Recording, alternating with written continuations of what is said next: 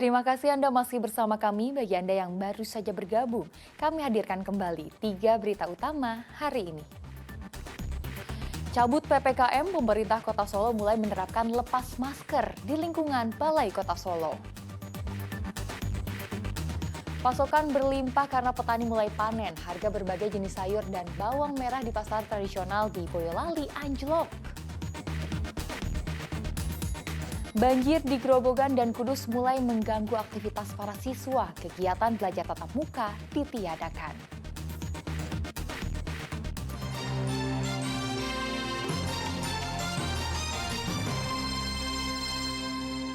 Kita ke informasi selanjutnya.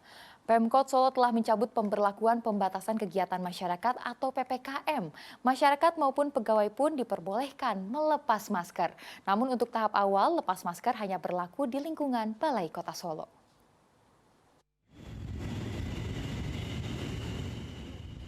Suasana kantor Balai Kota Solo tampak berbeda pada Rabu pagi. Para pegawai sudah mulai melepas masker. Suasana ini merupakan hasil keputusan Pemkot Solo untuk mencabut kebijakan PPKM. Wali Kota Solo, Gibran Rakabuming Raka mengatakan kebijakan lepas masker akan diberlakukan secara bertahap. Pada tahap awal lepas masker hanya berlaku di lingkungan Balai Kota Solo. Namun jika ada pegawai atau warga yang bertamu ke Balai Kota dalam kondisi kurang sehat, disarankan tetap menggunakan masker. Sedangkan di lingkungan sekolah dan keramaian dianjurkan tetap memakai masker. Kalau untuk aturan lepas masker sendiri di sekolah seperti apa sih? Ya untuk bertahap lah. Kalau ini kita terapkan di Balai Kota dulu. Intinya di sekolah mungkin masih banyak anak-anak kecil yang nanti bertahap. Tapi aman. Ini aturannya beda dengan pusat ya? Aturannya beda dengan pusat emangnya bisa do manggu masker. Memang poinnya aja tuh di tempat terbuka keramaian yang tetap dianjurkan pakai masker, lepas enggak boleh. Beraktivitas tanpa masker memang seperti menjadi kebiasaan baru bagi para pegawai. Ya sebenarnya pakai masker kan sudah menjadi kebiasaan kita sehari-hari, tapi setelah diputuskan keputusan seperti ini ya kita berusaha untuk mengikutinya, dan ya sebenarnya kurang terbiasa, tapi kita harus profesional lah di lingkungan kerja ini. Kalau selama ini berarti lebih nyaman pakai masker atau? Sebenarnya lebih nyaman pakai masker karena kita kan berhubungan sama banyak orang di depan Prokompi, jadi kayak takut aja gitu Pak kalau menular. Sebelumnya pada hari Selasa, pemerintah Kota Solo mencabut pemberlakuan PPKM melalui rapat koordinasi semua instansi terkait. Namun masyarakat tetap diimbau menjaga protokol kesehatan, terutama saat berada di keramaian. Ya sudah, menyesuaikan dengan pusat. Berarti dicabut nih Pak? Iya dicabut, tapi dengan aturan yang baru nanti. Apa Pak? Ya sama, terkait dengan pelaksanaan kegiatan itu tetap ada izin, dengan prokes dan sebagainya. Ada SE lagi berarti ya Pak? Ada SE sama Perwali. Tetap SE pernah mau mencabut Perwali yang dulu, menyesuaikan PPKM, menjadikan pencabutan dari Mendagri. Meski PPKM dicabut, pelayanan kasus COVID-19 tetap berjalan seperti sedia kala. Heri Prasetyo melaporkan dari Kota Solo. Seorang lansia di Kabupaten Pati terjebak banjir sebatang kara di rumahnya.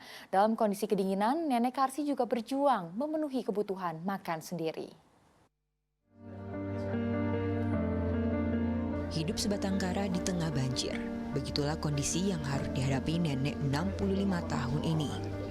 Karsih berjuang seorang diri di tengah banjir yang melanda tempat tinggalnya di Desa Doropayung, Kecamatan Juwana, Kabupaten Pati. Sudah seminggu terakhir ia menahan dingin di tengah genangan banjir setinggi 70 cm. Bantuan yang tak kunjung datang juga membuat dirinya harus memasak sendiri. Kondisi ini membuat kehidupannya semakin berat. Selain kerugian akibat banjir, ia juga berhenti bekerja sebagai pencari rongsokan karena banjir.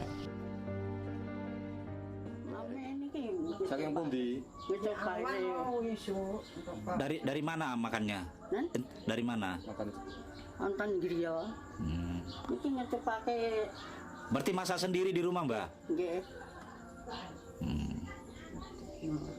Tapi ini udah ada bantuan belum, Mbak? Bantuan. Dari pemerintah? Bantuan. Bantuan dereng saking pemerintah. Dereng. Belum ada.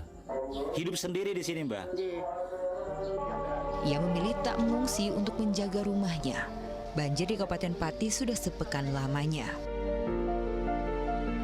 Tingginya curah hujan menyebabkan Sungai Silugonggo Juwana meluap hingga mengenangi permukiman warga. Arif Nur melaporkan dari Kabupaten Pati.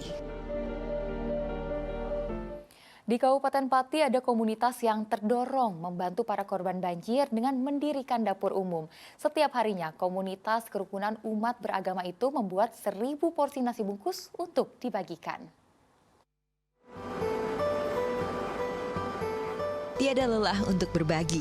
Inilah yang mendorong komunitas kerukunan umat beragama dan emak-emak Jos untuk mendirikan dapur umum di Desa Pekuwon, Kecamatan Juwana, Kabupaten Pati.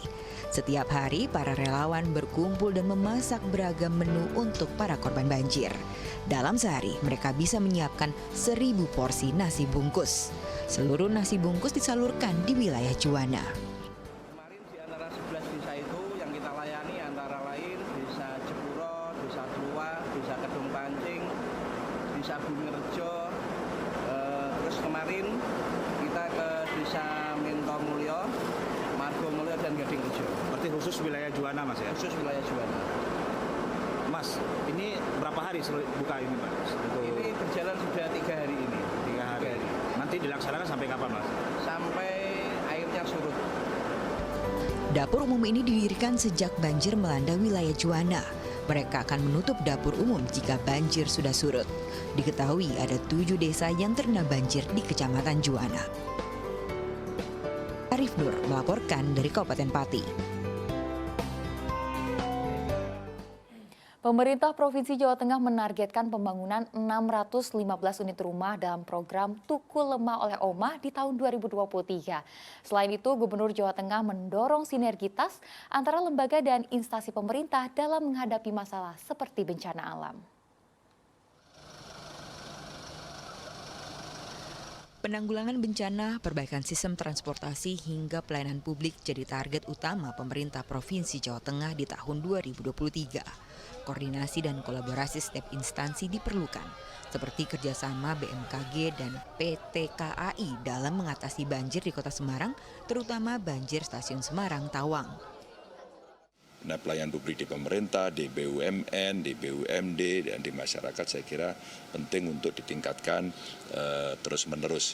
Ini yang hari ini menjadi PR-PR besar sehingga 2023 menjadi tahun yang mesti kita respon dengan bijak, mesti lebih cerdas, lebih kolaboratif karena data sainsnya ada, maka semua hari ini dituntut untuk mengerahkan seluruh pengetahuan yang dimiliki, metode-metode baru yang ada, peralatan-peralatan yang bisa digunakan, sehingga setidaknya treatment yang kita berikan pada situasi yang sulit akan bisa lebih baik.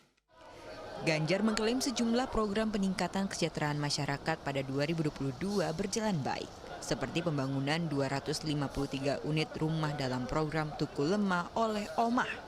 Tahun ini ia menargetkan pembangunan 615 unit rumah dengan alokasi anggaran senilai 22,63 miliar rupiah. Program bantuan lain seperti rumah tak layak huni atau RTLH juga terus berjalan untuk mengentaskan kemiskinan di Jawa Tengah. Agus Hermanto melaporkan dari Kota Semarang.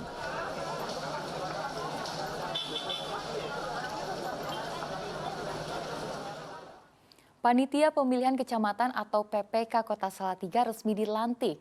Mereka akan membantu KPU jelang penyelenggaraan pemilu 2024.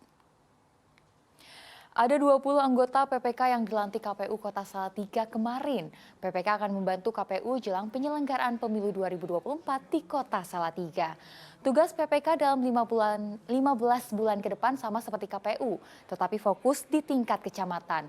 20 anggota PPK akan dibagi dalam 4 kecamatan, yakni Tingkir, Argomulyo, Sidoarjo, dan Sidomukti. Karena mereka masuk dalam bagian dari penyelenggaraan pemilu 2024, PPK juga akan terkena sanksi jika melanggar ketentuan. Pokoknya adalah membantu KPU dalam rangka menyelenggarakan pemilihan umum tahun 2024. strukturnya seperti apa mereka di PPK? Strukturnya hierarkis, jadi KPU RI, KPU Provinsi, KPU Kabupaten Kota, PPK, PPS. Dalam PPK sendiri ada ketua? Ya, nanti kalau di internal PPK ada ketua, kemudian dibagi per divisi, mirip dengan KPU, Pak. Untuk tugas mereka sampai dengan kapan ya? Tugas untuk pelantikan ini 15 bulan ke depan, jadi untuk penyelenggaraan pemilu tahun 2024. Dan informasi tadi mengakhiri jumpa kita hari ini. Atas nama rekan yang bertugas, saya Tia Anissa mengucapkan terima kasih atas kebersamaan Anda. Selamat beraktivitas dan sampai jumpa.